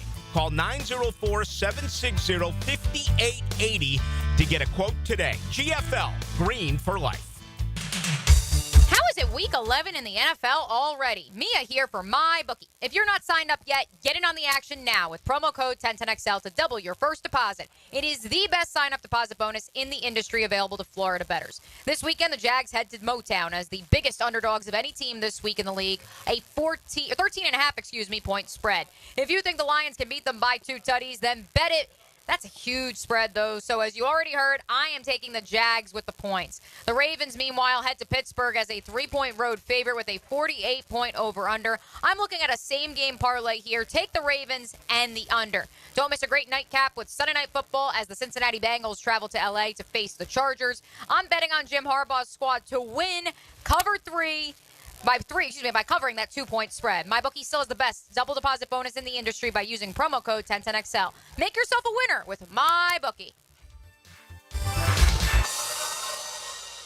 Our slogan, Know Before You Blow, applies to more than just DUI cases. Hi, I'm attorney Lee Lockett of Lockett Law. Battery charges can result in jail time and criminal convictions too, so know before you blow a gasket and hit a loved one or a stranger. Drug crimes like possession of marijuana and cocaine will land you in cuffs too, so know before you blow. In a boating under the influence case, you also have the option to blow or not to blow. So know your options. Know before you blow. Go to knowbeforeyouBlow.com now. Offices Jacksonville. You want to know what 3 little words everyone wants to hear, especially this time of the year? Toyotathon is on. Oh, yeah, I like the sound of that. And it's going on now at Arlington Toyota. Arlington's lot is packed with hundreds of new Toyotas, and they're all marked with Toyotathon savings. How big are those savings? How about financing as low as 0% on select new Toyota models? 0%! When was the last time you heard the word zero? But before you get all caught up in the frenzy like me, remember that every new Toyota purchase at Arlington, you get the benefit of their 60-day exchange program. That's 60 days to love your new purchase or exchange it for one that you do. Plus, every new Toyota purchase from Arlington comes with their lifetime warranty. That's unlimited time and miles. So where should you get your Toyotathon savings? From Arlington Toyota. With a 4.7 out of 5-star rating and over 21,000 Google reviews, they know how to do Toyotathon right. Shop in person, 10939 Atlantic Boulevard, or online anytime at arlingtontoyota.com. Hey gang, Prosser here, telling you once again about Chad and Sandy Newman. Mortgage rates are down, creating more active buyers and sellers. If you've been waiting, now is a great time to sell your home before more homes flood the market, driving down prices. So maybe you want guaranteed no-hassle home sale, but don't want to give up hard-earned equity to do it. They can handle that. You see, Chad and Sandy can take every problem you think you have and replace it with a promise. Chad and Sandy guarantee your home sold at an agreed-upon price and deadline, or they will buy it. The success stories are rolling in. Mike and Lisa in McCormick. We inherited a family home that came with equity but also a mortgage. We needed to sell fast to avoid extra expenses on a second mortgage. We heard about Chad and Sandy on the radio and called. Everything they say on the radio is true. The home sold in 3 days for full asking price. Call Chad and Sandy today, 904-414-6200, or go to chadandsandy.com. That's Chad, ANDSANDY.com. It's a Monday morning must. We actually found it! Yes. Hall of Fame Monday with Tony Baselli. Brought to you by Heritage Roofing of North Florida. Monday mornings at 7:20 with Dan and Jeff on the drill on 1010XL. Rotator cuff injuries are common among athletes and those who have physically demanding careers. Don't let this injury keep you away from the sport you love. Dr. George Barry here, and the first thing you need to do with a serious shoulder injury is to diagnose where the damage is and how significant it is. Rotator cuff tears are either acute tears sustained during an injury or accident, or degenerative tears. If you're interested in learning more about rotator cuff repair and how our expert team of orthopedic surgeons can help you, call Barry Orthopedics today or visit barryorthopedics.com. Jaguars fans, want to meet some of your favorite players? Coke Florida, Publix Supermarkets, and the Jags are giving you the chance. Join 1010XL at Publix, 170 Village Commons Drive, St. Augustine, Tuesday, November 19th at 5. For autographs, pictures, raffles, and more. Get off the sidelines and get to Publix to grab an ice-cold Coca-Cola, Coke Zero Sugar, or any of your favorite Coca-Cola beverages using Publix digital app. The Jaguars and Coke Florida. There's magic when we cheer together at Publix, where shopping is a pleasure. This is Dr. Kevin Kaplan, head team physician for your Jacksonville Jaguars. Here's the latest update on the Jags, brought to you by Baptist Health and JOI. Jaguars rookie wide receiver Brian Thomas Jr. has not found the end zone since Week 8 against the Packers. Jaguars offensive coordinator Press Taylor once again asked this week about getting the ball to BTJ. We need to do something. So I think the biggest thing is continuing to try to give him those opportunities. There's times where you call things where you really think he's going to get the ball right here and something happens to take the play away, whether it's a pressure, whether it's the ball just didn't get thrown for whatever. We were calling screens the other day that didn't even get thrown out to him at times. We got to continue to find those. We got to continue to give him opportunities because, like we say every week, he is dynamic for us. And so he needs opportunities to get the football. I'm Andrew Gibson with your Jacksonville Orthopedic Institute Jaguars update. 1010XL is presented by Farah & Farah, exclusive injury law firm of the Jacksonville Jaguars. Protecting you and your family. Call 396-5555. Jacksonville. Now, the cool down from the cool guys at Donovan Air Electric and Plumbing. Fast, reliable, and honest service since '87. I don't want to speak out of turn. We love our friends at the NFL Network. But as an investigative reporter, I do have to do a little super sleuthing for you all. NFL Media has announced that these are the assignments for their game day reporters for NFL Game Day morning this Sunday, which is their pregame show beginning at 9 a.m. Eastern. Stacey Dales will be at Packers-Bears. Cam Wolf, our good buddy from down in Miami, will head north to Pittsburgh to cover the Ravens and the Steelers. And Tom Pelissero will be in Detroit for Jaguars-Lions. Those are the three games that, at the very least, this one program will have boots on the ground for. I don't believe Tom Pelissero lives in Michigan. Someone please hit the text line, Design by Lifetime Enclosures, if I'm speaking out of turn there. But what I can tell you is the second Sunday of January in this year of our Lord 2024, your Jacksonville Jaguars were in Nashville. Win into the postseason, lose, you're out. The Tennessee Titans with nothing to play for other than Derrick Henry's farewell tour and to play spoiler to their AFC South rivals. And nearly every major media outlet sent a reporter to that game. This is not from me. This is from some of our cohorts up in Nashville who said to me, more than one of them, with all due respect, ESPN and NFL Network are not here to cover the Jaguars win their second straight AFC South title or Derrick Henry's farewell tour. They are here because they believe there is smoke with Mike Vrabel potentially being fired by the Tennessee Titans, which is obviously what occurred. Just going to throw it out there. Biggest spread of the weekend in the NFL, 13.5 points. It's just interesting that that is one of the three games that at least one morning program has chosen to cover this upcoming Sunday. But Vrabel and his team won the game before he got fired. You are correct. Could the Jaguars do the unthinkable and win the game and still have Doug Peterson fired? Highly doubt. I think that's a big part of it too, because that would be crazy if they win and they send all these people. They're like, oh, he might get fired if they lose, and then Jaguars upset and they're like, never mind, everyone go home. Again, this is just me reading the tea leaves, and look, maybe there's a matchup there. I don't know. Like, I don't think anybody's going home to Detroit from Jacksonville, but maybe Dan Campbell and Doug Peterson. Like, maybe there's some sort of story there that I don't know. But it's just interesting of all of the games this weekend that those are the three that at least, again, this is one sample size in one program. Yeah. It's just interesting that the game with the largest spread of the weekend is among those three games.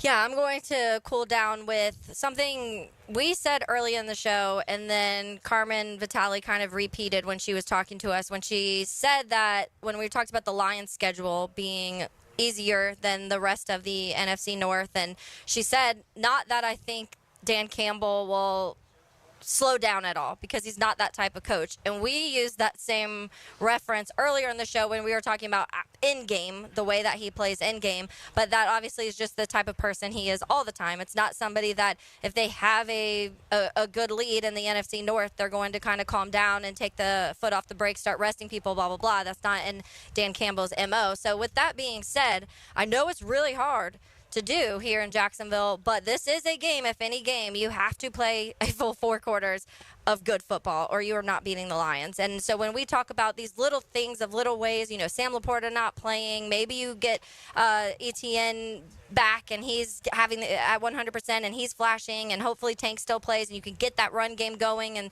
let Mac Jones kind of get some of these quick short passes out, and somehow if you want to name all these little baby things that may be able to help you, the biggest thing is you've got to score quick and you've got to keep scoring into the fourth quarter, because that's the one way that you can beat the Lions. And the Jaguars have done that how many times this season? I think they just scored in the first quarter for the first time last week, I think. And so they had scored in the first quarter a couple times this season, but that's about it. Look, I think at the end of the day, if you put the ball in Mac Jones's hands and ask him to win the football game or even keep it competitive, I think that's too much. And so, yes, you're going to have some reverses, some end arounds. You're going to have some sort of run game, certainly. And that's interesting because despite the fact that the Lions have only lost one game, their pass defense is 28th in the league. Yeah. And now, granted, they've had some huge leads. So they've probably given up some garbage time, yards as far as we saw them certainly destroy the Cowboys earlier this season. So I'm sure Dak got some garbage time yards there. But still, that's the only really area of weakness on this football team. And so if it was Trevor Lawrence playing, obviously the spread would be different. And I would feel so much different going into this, Still too. probably a touchdown, though. It probably would still be, touchdown. because the Jaguars themselves have shot themselves in the foot at every turn when it comes to, we said they're 1-6 in close games. I think Doug Peterson's done a good job as far as keeping the locker room and the team fighting till the end of these games. It's just they don't right now have enough talent, and the play calling is not good enough for them to upset a team like the Lions. As far as Florida LSU, we touched on it in our picks. I think DJ Lagway plays, but because I don't think he's fully healthy, and this team is just incredibly depleted when it comes to the secondary. They literally have a guy in Bridges that switched from safety to corner because they're down so many different corners. I think at least 5 at this point. And so, I think Florida plays a good game, but I still think LSU wins by a touchdown. Garrett Nussmeier and the LSU offense is still explosive. And then as far as Georgia, Tennessee, that's the game I'm almost most looking forward to, other than LSU, Florida. But I think that's going to be a game that comes down to the final minutes. Yeah, we asked High Tide on the South Side when he and the family stopped in here at Tony D's. We asked him about if he was nervous the remaining schedule for Alabama. And, of course, with Mercer and then Auburn to play, he said, no, not really. But he said, we will have our eye on Georgia, Tennessee. And I think that's a lot of folks in the SEC with kind of this idea of the playoffs haven't started, but these are playing games. I think that's very, very exciting. You talked earlier, Mia, when we were making the picks, and you were saying how Tennessee obviously has their struggles. And when it comes to this, though, they have a little bit of leeway to where they could still, if they lose, still manage the college football playoff. It seems like Georgia's done if they lose. And so do you think that factors in at all? Like Georgia knows this is their last chance and Tennessee may have a little more wiggle room? Undoubtedly. Yeah. Undoubtedly. And I don't think it will be on the part of Tennessee. I think it's because Georgia knows their back's against the wall. If you ask Kirby Smart, this is exactly where they want to be. Oh, and by the way, current win streak for the Dogs over Tennessee stands at 7 games. UT has not beaten UGA since 2016. But I would argue they certainly also haven't been as talented as they are But now. there were 2 very talented teams under Josh Heupel that couldn't get it done. This is another very talented team. That was, I would say, the best we've ever seen Georgia, maybe other than the championship team way back in 1980. But I would say those have been absolutely elite Georgia teams. Tennessee on the way up. Now you have, I think, a little bit closer as far as rosters are concerned. All right, when it comes to men's hoops tonight, you have number 20 Florida at FSU. That game begins at 6 p.m. and you can hear the coverage on 10:10 a.m. beginning with the pregame coverage beginning at 5:30, and then that game will switch at 7:30 to the stream because of Bulls football. And then JU last night played host to South Carolina State and won 71-62.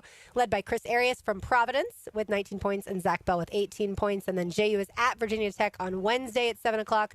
And North Florida plays host to UNC Asheville Monday night at 7 o'clock. Yeah, it should be a goodie in tally tonight between the Gators and the Noles. Now, Florida State, here's who their 3 wins, the reason they're 3-0. Their 3 wins have come over Northern Kentucky, Rice, and Tarleton State. Not exactly a murderer's row. People do expect Jameer Watkins, who's averaging over 18 points per game for the Noles through those 3 games. People do expect him to be an all-ACC type of player, and so certainly that'll be a mismatch for Florida. But this is a game where if you're Todd Golden and you're the Gators, this is where you have to showcase the depth that you have in your roster and that you quite simply have more guys who can go get a bucket when you need it most comparatively to Leonard Hamilton's squad. Unfortunately, no Olivier Roux, as Todd Golden did say that he's probably going to redshirt this season. Which means he could play in 7 games, that does mean. True, but not the way people had expected the 7'9". And that's fine. He's learning. Todd did not like getting booed for not putting him in the game. Yeah, he could have handled boos for something else, but getting booed about Olivier Roux, he's like, dude, like, Can't come on. do it. I mean, I don't blame him either because ultimately, like, this was always going to be a Zach Edey type project for UF, right? People don't realize because Zach Edey went on to become the National Player of the Year in not 1 but 2 seasons.